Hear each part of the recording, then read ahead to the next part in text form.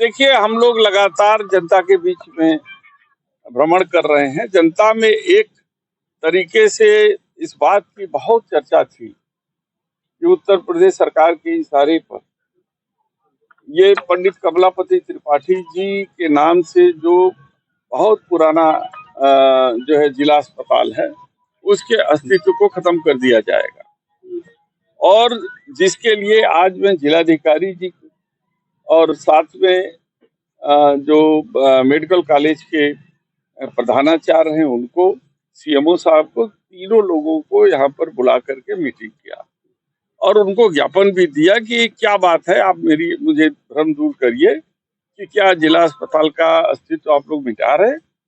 तो उन्होंने कहा कि मैं सबके सामने कबूल किया कि नहीं, जिला अस्पताल का नाम नहीं मिटेगा, बल्कि जिला अस्पताल में जो सुविधाएं थी उसकी दूनी सुविधाएं हम देंगे। कम से कम जो है कि लगभग सारे डिपार्टमेंट यहाँ काम करेंगे, यहीं से पर्ची बनेगी और सारी दवाएं मुफ्त होगी, इलाज मुफ्त होगा।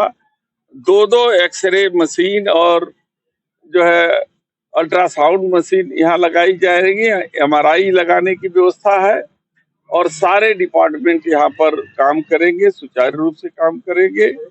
और जो है कि जो मुफ्त में दवाइयाँ सबको वितरित की जाती थी, वो मुफ्त में दवाइयाँ भी वितरित की जाएंगी।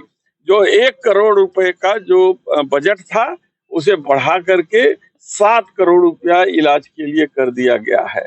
तो उन्होंने कहा कि आप इत्मीनान रखिए, मैं वादा करता हूँ आपके सामने कि इस तरीके का कोई काम नहीं होने दिया जाएगा। तो हमने कहा कि कल प्रेस कॉन्फ्रेंस कीजिए और प्रेस कॉन्फ्रेंस करके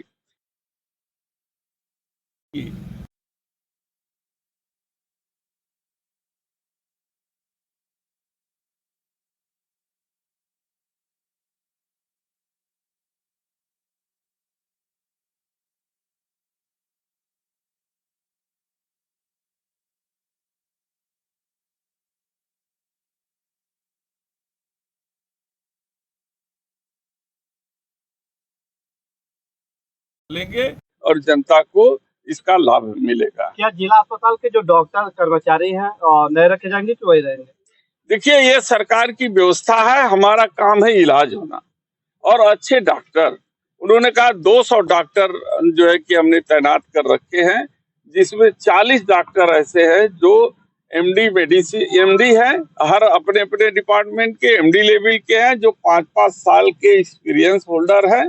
तो और बाकी एमबीबीएस डॉक्टर हैं और अन्य टेक्नीशियन भी यहाँ पर हम लोग जो है नियुक्त कर रहे हैं।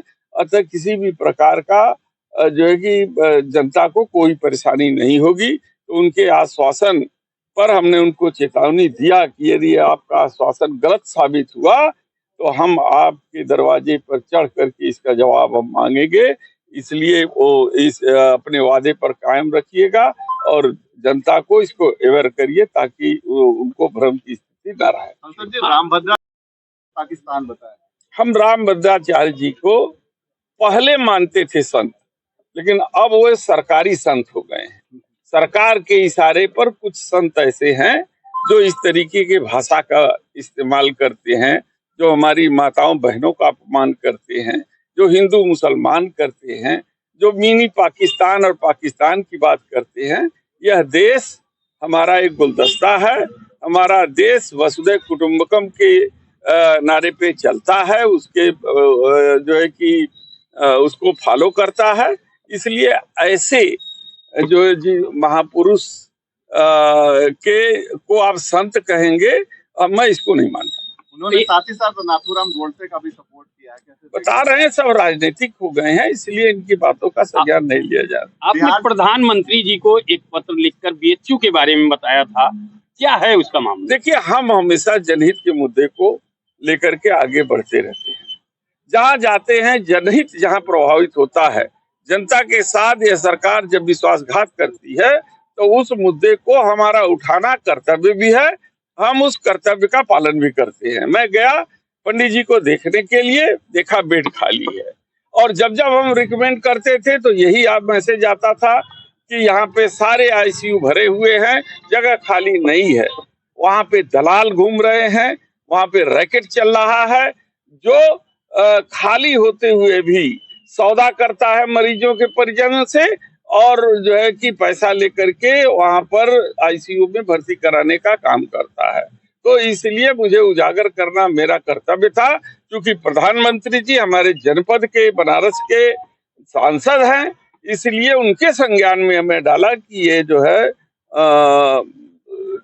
कि संज्ञान में लें और इस पर जांच करके इस पर कार्रवाई की। खिलाड़ी राष्ट्र का होता है, लेकिन सूर्य कुमार यादव को लेके आपने हालिया देखिए राष्ट्र का कहा है। देखिए हमारे प्रधानमंत्री जी एक तरफ कहते थे कि खून और पानी साथ साथ नहीं बहेगा, आतंकवाद और बातचीत दोनों एक साथ नहीं चलेंगे।